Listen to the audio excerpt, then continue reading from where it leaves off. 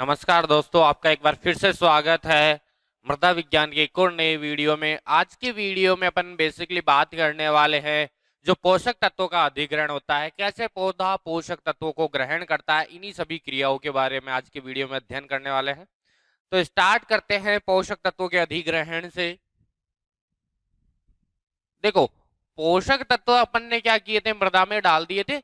तो मृदा में डालने के बाद उन पोषक तत्वों का जो अधिग्रहण होता है, जो पौधा लेता है, वो उनको कैसे लेता है, इन्हीं सभी क्रियाओं के बारे में अध्ययन करेंगे। अगर इंग्लिश में बात करें तो एड्जॉर्प्शन या एब्जॉर्प्शन ऑफ प्लांट न्यूट्रिएंट। ठीक है। तो बेसिकली अगर अपन बात कर रहे हैं आज के वीडियो में, तो आज के वीडियो में अपन बात करेंगे कि अपन ने क्या किया है। देखो, ये आपकी मृदा है। इस मृदा में क्या है, ये कोई पौधा लगा हुआ है। ये पौधे की क्या है, जड़ें। ठीक है। और यहाँ पे पौधे की क्या है, पत्तियां है। ठीक है। आपने क्या किया है, किसी पोषक तत्व को क्या डाला है, मृदा में डाला। किसको डाला है, पोषक तत्व को।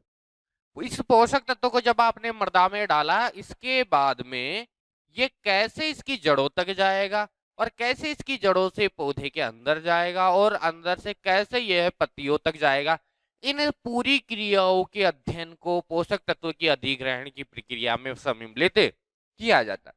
तो देखो, ध्यान से देखो, यहाँ पे सबसे पहले अपन ने पोषक तत्व मृदा में डाला था। इस मृदा में डालने के बाद में कौन कौन सी क्रियाएं होती है, इन्हीं सभी का अध्ययन किया जाता है। ठीक है। तो देखो, मृदा में डाला तो ये माना कोई मृदा के कण है। ठीक है। ये सभी क्या है, मृदा के कण है।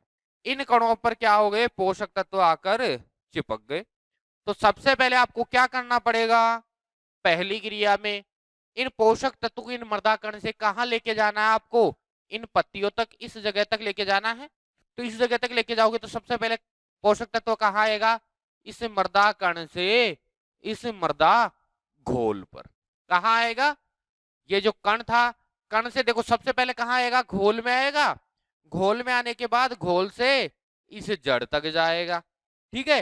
फिर इस जड़ के अंदर जाएगा और फिर जड़ के अंदर जाने के बाद में क्या होगा, इसकी तने और पत्तियों तक चला जाएगा। तो ये पूरी प्रक्रिया होगी। सबसे पहले देखो, अपन ने क्या किया, मृदा में पोषक तत्वों को डाला। पोषक तत्वों को डाला तो क्या हुआ, जो मृदा के कण हैं, उन कणों ने क्या कर लिया, इन पोषक तत्वों को अपने चारों तरफ चिपका लिया। ये मृदा कण है तो इनने पोषक तत्वों को क्या कर लिया, अपने चारों तरफ चिपका लिया। अब प्रक्रिया कहां से स्टार्ट होगी, इस कण से स्टार्ट होगी। तो इस कण से सबसे पहले पोषक तत्व कहां जाएगा, इस घोल में जाएगा। घोल से जड़ की सतह तक, जड़ की सतह से जड़ के अंदर, जड़ के अंदर से पत्तियों तक या फिर तने में। ठीक है। तो देखो, सबसे पहले पोषक तत्व कहां था, सबसे पहले पोषक तत्व की बात करें तो सबसे पहले पोषक तत्व कहां था, मृदा कण पर। कहां था, मृदा कण या फिर कोलॉइड भी बोल सकते हो। सबसे पहले कहां था, मृदा कण। मृदा कण से कहां गया, मृदा घोल में। कहां गया, मृदा घोल में। अब देखो, यहां पे एक थोड़ी सी चीज और ध्यान रखनी है। अगर घोल में इसकी सांद्रता ज्यादा है तो ये वापस से कहां जा सकता है, मृदा कण की सतह पर जा सकता है। जैसे अपन ने आयन विनिमय में पढ़ा था कि घोल में अगर सांद्रता किसी पोषक, जैसे अपन ने उदाहरण ले लिया कि ये आपका मृदा कण है, इसके ऊपर पोटेशियम है और यहाँ कैल्शियम है। पोटेशियम क्या हो रहा है, धीरे धीरे घोल में आ रहा है। ठीक है। जैसे ही घोल में पोटेशियम की सांद्रता बढ़ जाएगी, पोटेशियम वापस क्या करेगा, कण की तरफ जाने लग जाएगा। मतलब ये कैसा होता है, उत्क्रमणीय प्रक्रिया होगी, दोनों तरफ चलेगी। पहले कहां था, कण, कण से कहां गया, घोल में। घोल से कहां जाएगा, अब जड़ की सतह तक। कहां जाएगा, जड़ की सतह तक।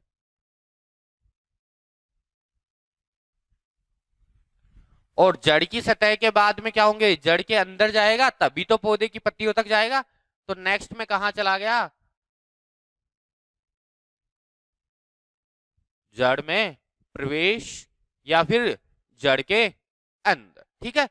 अब जड़ के अंदर चला गया तो जड़ के अंदर से कहां जाएगा, ये तने और पत्तियों तक चला जाएगा। तो कहां जाएगा, तने और पत्तियों तक चला जाएगा। तने या फिर पत्तियों तक।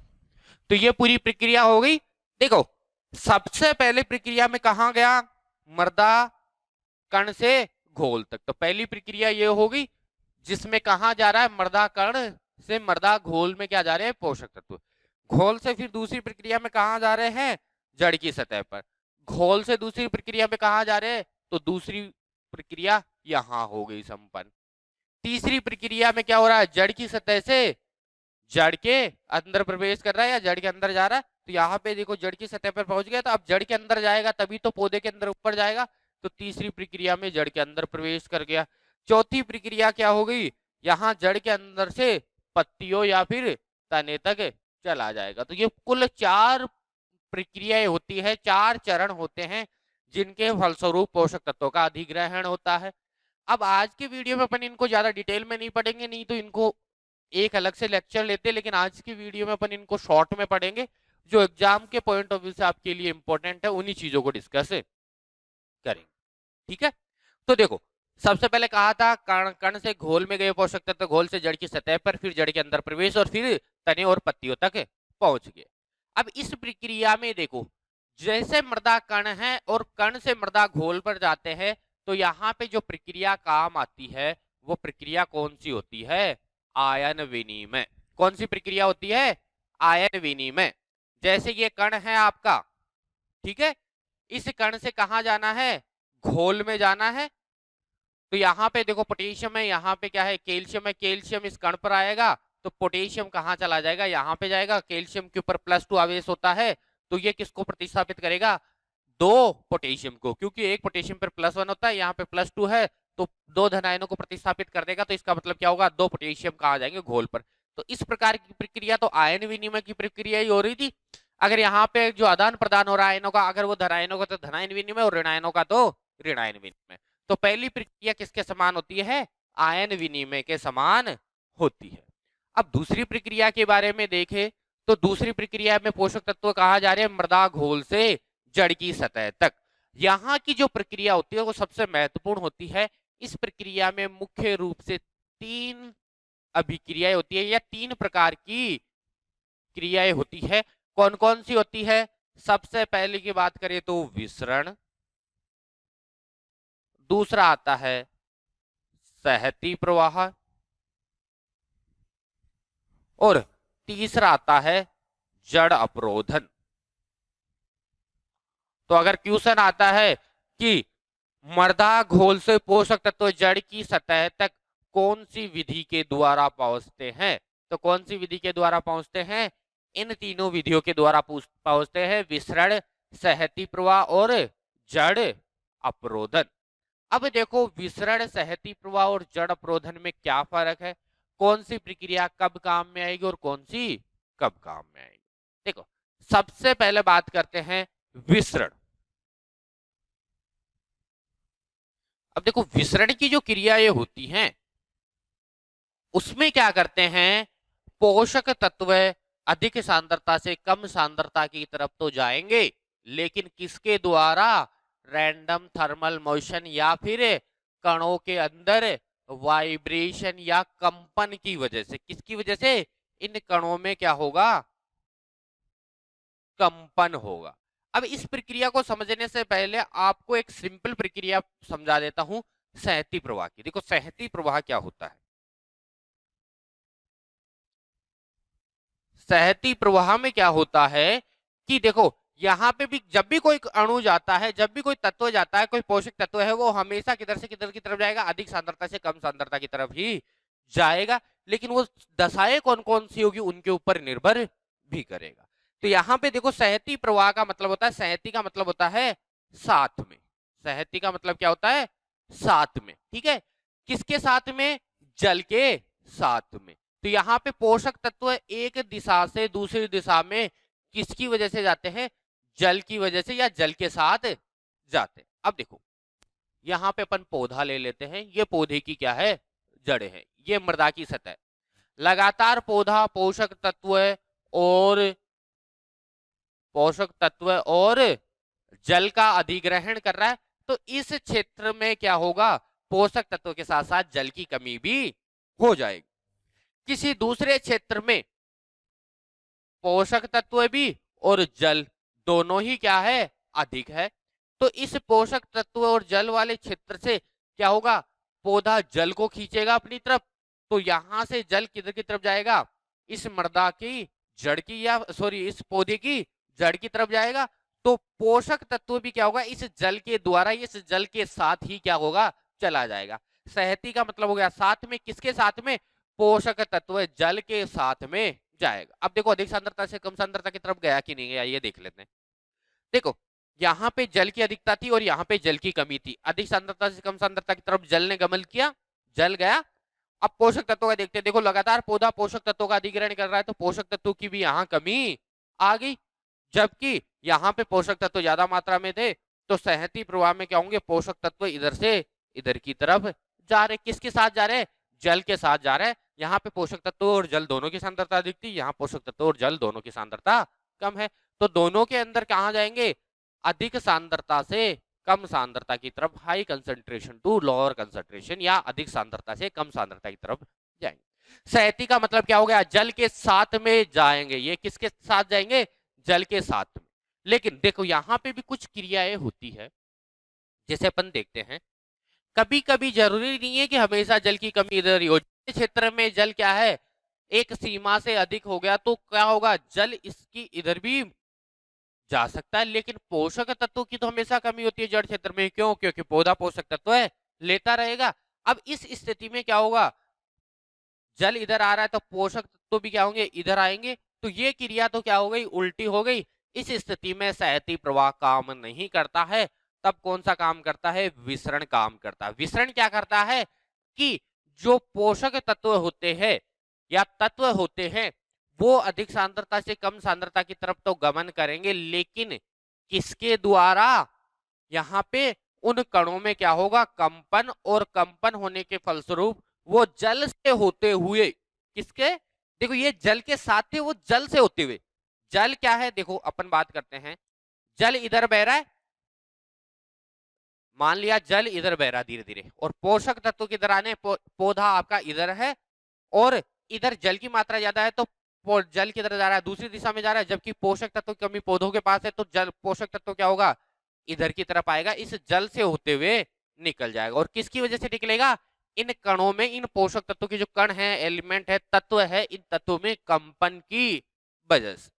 ठीक है, और ये कंपन क्या होगा, कोई एक निश्चित क्रम में नहीं होता, रैंडम होता है, कभी भी हो सकता है, कोई से भी कण में हो सकता है। तो दोनों चीजें समझ में आ गई होगी आपको। सहती प्रवाह का मतलब होता है जल के साथ में, जिधर जल जाएगा उधर पोषक तत्व भी चला जाएगा। जल बोल रहा है मैं जयपुर जाऊंगा, तो पोषक तत्व भी जयपुर जा रहा है। जल बोल रहा है मैं उदयपुर जाऊंगा, तो पोषक तत्व भी उदयपुर जा रहा है। जैसे बस और ड्राइवर का होता है, जिधर बस जाती है उधर ही ड्राइवर उसके साथ चला जाता है। या फिर अपन बात करते हैं, अगर अपन बस के अंदर जा रहे हैं, तो बस का ड्राइवर जिधर अपने को लेके जाएगा, अपन भी उधर ही चले जाएंगे। ये हो गया सहती प्रवाह, क्योंकि अपन बस के साथ में जा रहे हैं। ऐसे पोषक तत्व भी किसके साथ जा रहा है, जल के साथ जा रहा है। अब जिधर जल जाएगा उधर ही पोषक तत्व जाता है। लेकिन साधारण भाषा में देखें तो जल की कमी भी हमेशा जड़ क्षेत्र की तरफ ही होती है, और पोषक तत्व की कमी भी जड़ क्षेत्र की तरफ। तो ये प्रक्रिया भी कुछ हद तक ठीक होती है। लेकिन जो अच्छी अभिक्रिया मानी जाती है वो विसरण को माना जाता है। विसरण में क्या है कि जड़ किधर भी जा रही है अपने को नहीं पता, अपना तो पर्सनल साधन है, अपने को तो उदयपुर जाना है तो अपन उदयपुर ही जाएंगे, बस चाहे बीकानेर की तरफ जा रही हो। ऐसे क्या होता है, इन पोषक तत्वों के कणों में कंपन होता है, वाइब्रेशन होता है। इस कंपन की वजह से पोषक तत्व हमेशा कहा जाएगा, अधिक सांद्रता से कम सांद्रता की तरफ जाएगा, चाहे जल किधर भी जाए, बस वो जल को चीरते हुए या जल के से होते हुए चला जाएगा। अब तीसरा बात करें, जड़ अवरोधन। देखो ये तो कब क्रिया हुई थी, देखो अपन ने पढ़ा था, स्टार्ट में देखा था कि यहाँ पे देखो ये क्या हो गया आपका, मृदा की सतह हो गई, ये मृदा के कण हो गए। सबसे पहले पोषक तत्व इस कण से घोल में आएंगे, फिर घोल से जड़ की सतह तक पहुंचेंगे। लेकिन जरूरी थोड़ी है हमेशा ऐसा ही हो, कुछ मृदा कण सीधे जड़ के संपर्क में भी आ जाएंगे, तो वो बीच वाली क्रिया क्यों करेंगे, वो क्या करेंगे, पोषक तत्व को सीधा ही जड़ को दे देंगे। ठीक है, तो इस प्रकार से जो प्रवाह होता है, या इस प्रकार से जो पोषक तत्व जड़ की सतह पर पहुंचते हैं वो सीधे पहुंच जाते हैं, और इस प्रक्रिया को अपन बोलते हैं जड़ अवरोधन। यानी जड़ का जितना भाग सीधे मृदा कणों के संपर्क में आता है और पोषक तत्वों का अधिग्रहण करता है, इस प्रक्रिया को बोलते हैं जड़ अवरोधन। यानी सीधे संपर्क में आने की वजह से ये प्रक्रिया होती है। जड़ अवरोधन में क्या होगा, जो पोषक तत्व होगा वो जड़ के सीधे संपर्क में आएगा। क्यों? क्योंकि जो मृदा का कण है वो सीधे जड़ के संपर्क में आया। लगभग कितना प्रतिशत भाग सीधे संपर्क में आता है? 1/3 भाग सीधे संपर्क में आता है। और इस विधि से जो पोषक तत्वों का अधिग्रहण होता है वो कितना प्रतिशत होता है? वो लगभग 0.7 से 0.9% यानी बहुत कम होता है।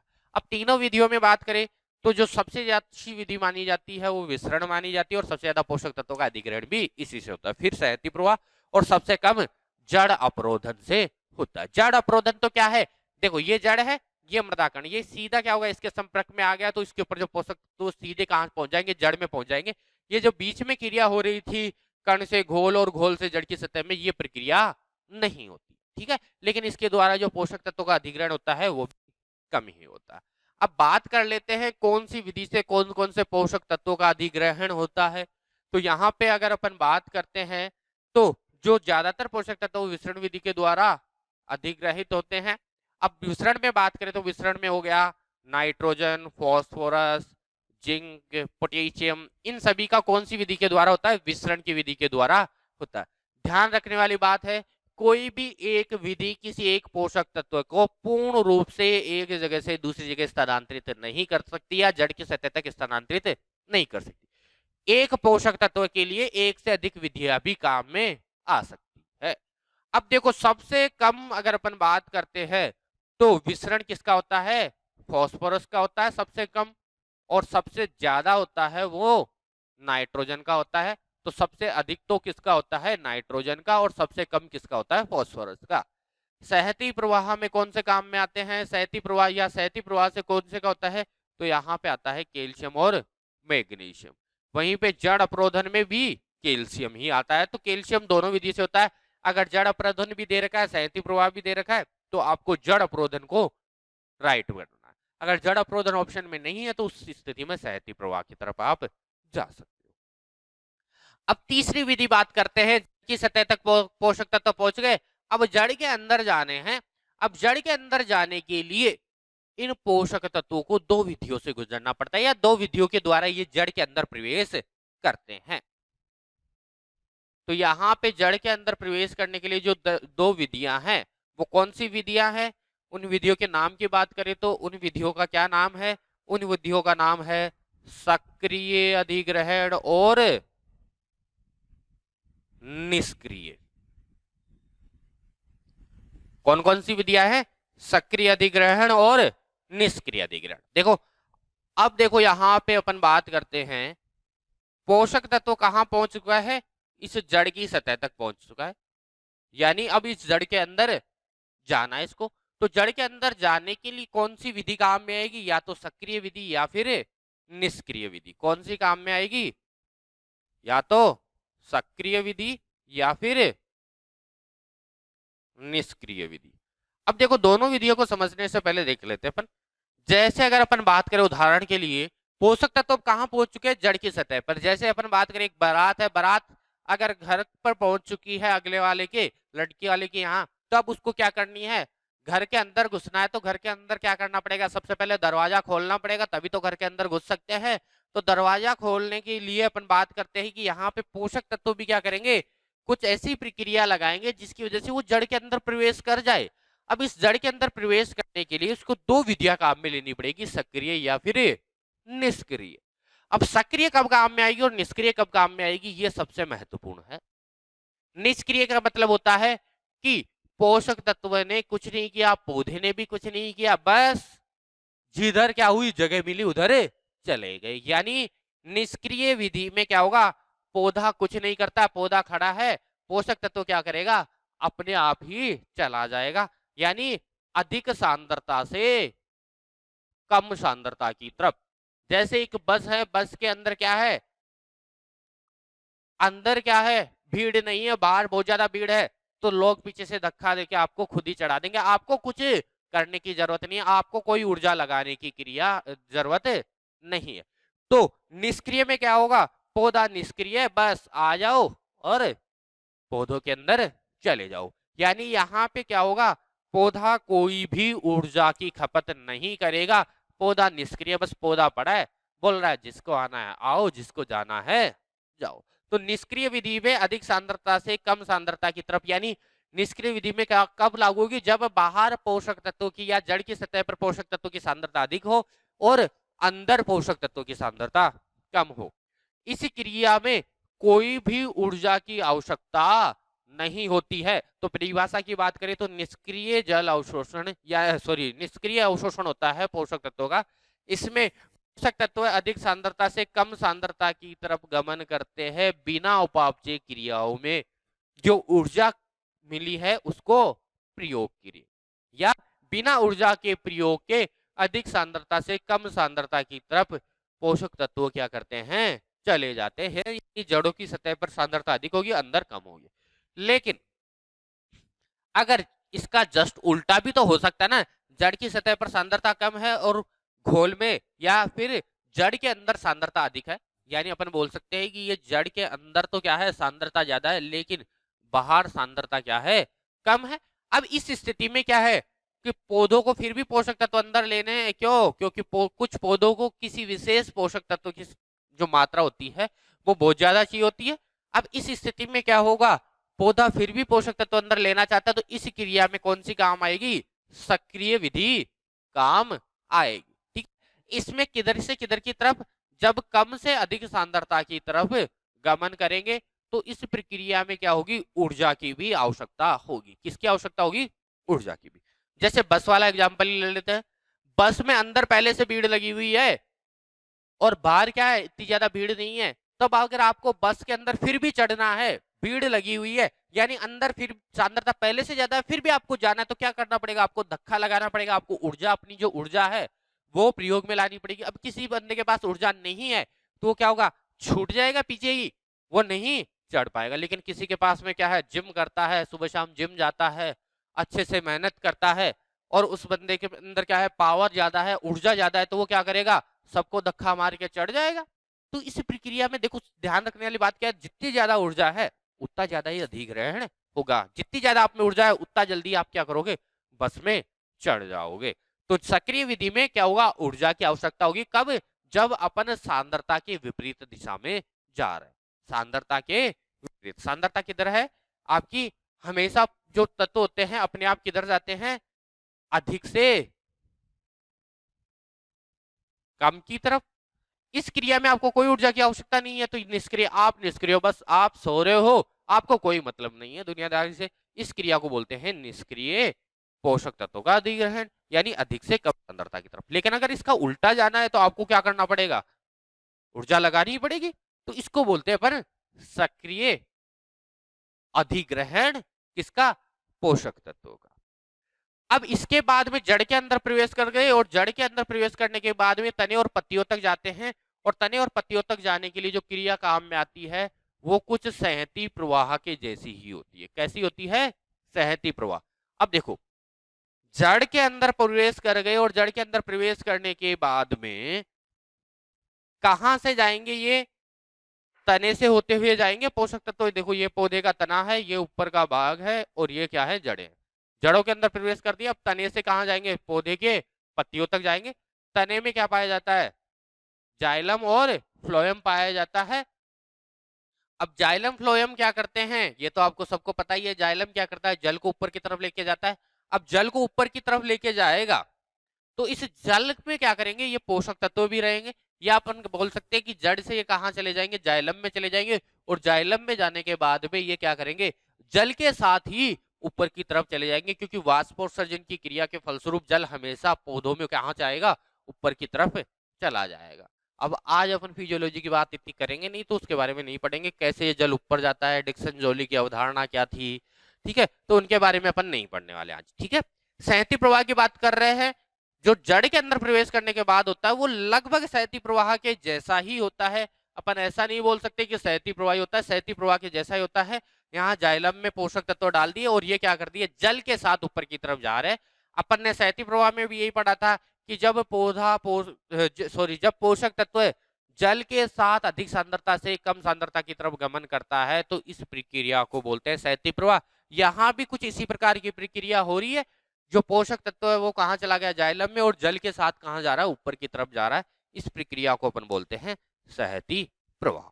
तो ये कंप्लीट प्रक्रिया हो गई पोषक तत्वों के अधिग्रहण की। अब कुछ बेसिक चीजें और देख लेते हैं इस चैप्टर से रिलेटेड जो भी अपने हैं। अब देखो, ये पोषक तत्वों के अधिग्रहण की क्रिया है, ये बहुत सी चीजों पर निर्भर करती है।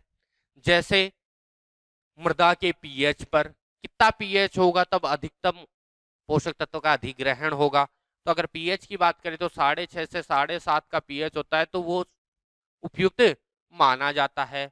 तो पीएच के अलावा अगर अपन बात करें तो पैतृक पदार्थ, किस प्रकार का पैतृक पदार्थ है। अगर पैतृक पदार्थ में पोषक तत्वों की मात्रा कम है तो पोषक तत्वों का अधिग्रहण भी कम होगा। क्यों? क्योंकि अगर पोषक तत्वों की मात्रा ही कम थी तो मृदा कण पर भी पोषक तत्व कम होंगे। इसके अलावा आपकी बहुत सारी क्रियाएं होती है। जुताई का ढंग क्या है आपका, फसल कौन सी ले रहे हो आप।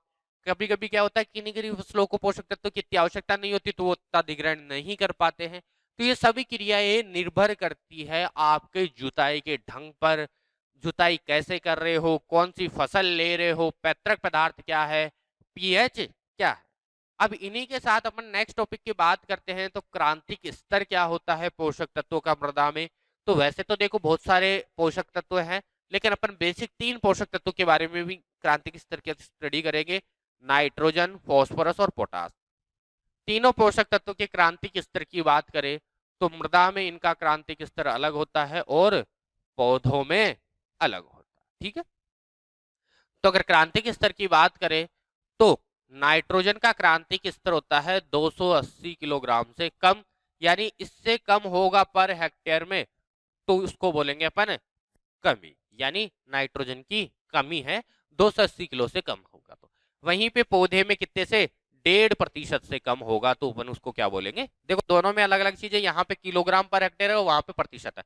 पौधों में अगर 1.5% से कम है तो कमी होगी, यहाँ पे 280 किलोग्राम से कम है। तो क्रांतिक स्तर ये बताता है कि कम से कम इतना तो होना चाहिए, इससे ज्यादा होगा तो अच्छा है पर इससे कम तो नहीं होना चाहिए। अगर इससे कम है तो कमी के लक्षण प्रदर्शित करने लग जाएगा पौधा। ठीक है। फास्फोरस की बात करें तो फास्फोरस का 20 किलोग्राम पर हेक्टेयर से कम कमी के लक्षण होते हैं। वहीं पे अगर अपन बात करते हैं प्रतिशत में तो 0.2% से कम होने पर अपन क्या बोलेंगे इसको, कमी के लक्षण।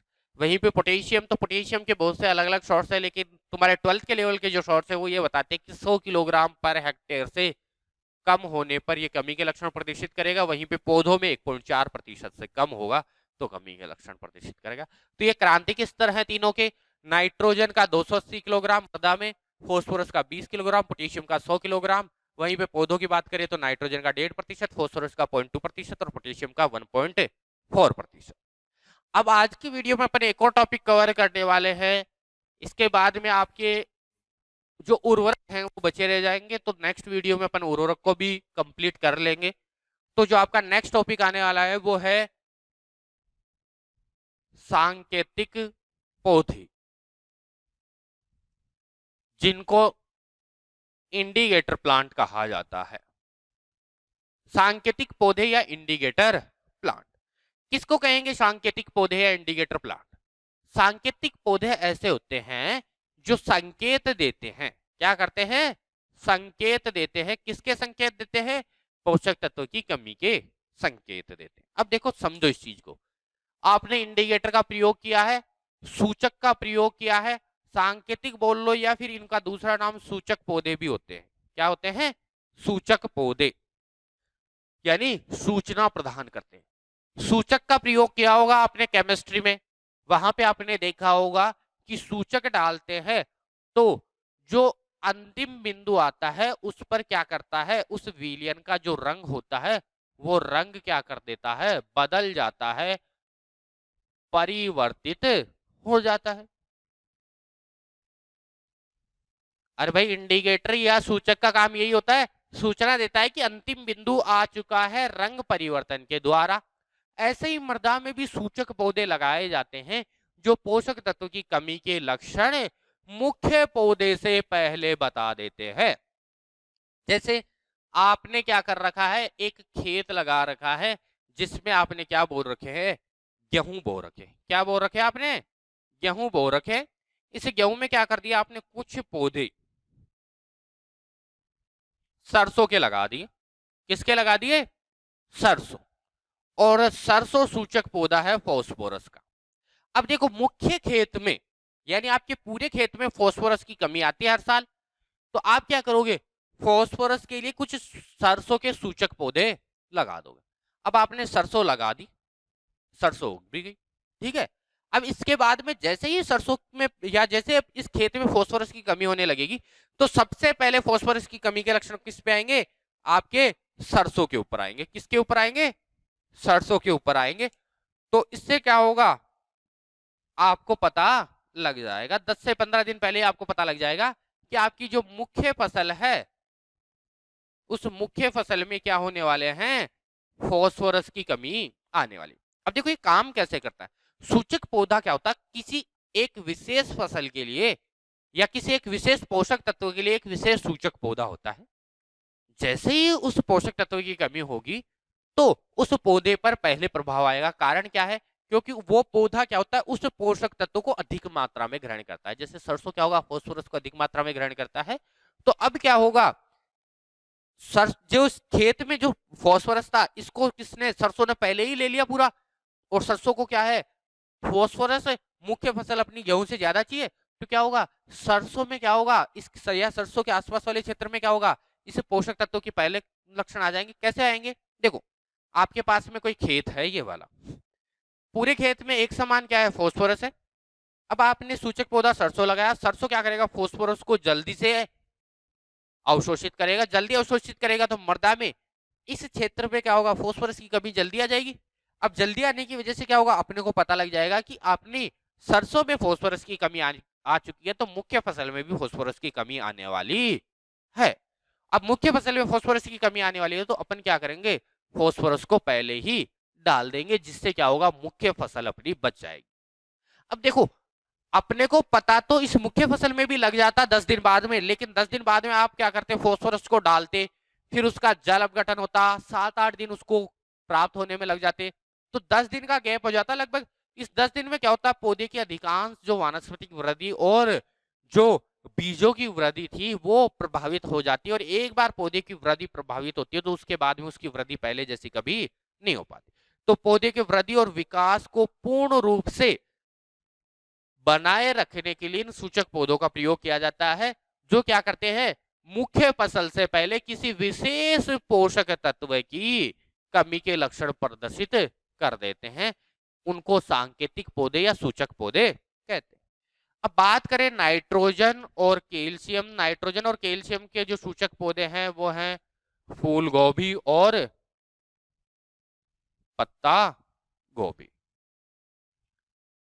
ये दोनों नाइट्रोजन और कैल्शियम के सूचक पौधे हैं।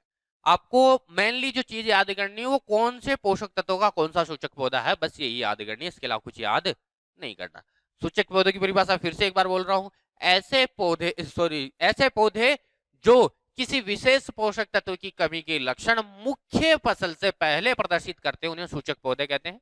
फास्फोरस का सूचक पौधा है सरसों, पोटेशियम का सूचक पौधा है आलू। वहीं पे अगर अपन बात करते हैं कॉपर, तो कॉपर का सूचक पौधा है गेहूं। मैग्नीज की बात करें तो मैग्नीज का है जई, ठीक है। जिंक की बात करें या जस्ता की बात करें तो इसका है मक्का, ठीक है। बोरोन की बात करें तो बोरोन का है सूरजमुखी। सूरजमुखी के अलावा भी बात करें तो चकुंदर भी होता है। लेकिन अगर सोडियम की बात करें तो सोडियम का मुख्य क्या होता है, चकुंदर होता है। तो ये मुख्य कुछ सूचक पौधे हैं जो ज्यादातर एग्जामों में पूछे जाते हैं। नाइट्रोजन, कैल्शियम फूल गोभी पत्ता गोभी, फास्फोरस सरसों, पोटेशियम आलू, कॉपर गेहूं, मैग्नीज जई, जिंक मक्का, बोरोन सूरजमुखी और सोडियम का चकुंदर। तो आज की वीडियो में अपन यहीं तक लेने वाले हैं। सूचक पौधे अपन ने पढ़ लिए हैं, पोषक तत्वों का अधिग्रहण अपन ने पढ़ लिया है, क्रांतिक स्तर अपन ने पढ़ लिया है, कौन कौन से कारक होते हैं जो प्रभावित करते हैं, ये सब चीजें अपन ने पढ़ ली। नेक्स्ट जो अपना वीडियो होने वाला है वो वीडियो बेसिकली रहने वाला है अपना उर्वरक के ऊपर। कौन सा उर्वरक किस दशा में काम में लिया जाता है, कौन सी की क्या प्रकृति होती है, नाइट्रोजन युक्त उर्वरक कितने प्रकार के होते हैं, इन सभी के बारे में पढ़ने वाले। आज की वीडियो को यहीं तक रखने वाले, इसी के साथ धन्यवाद।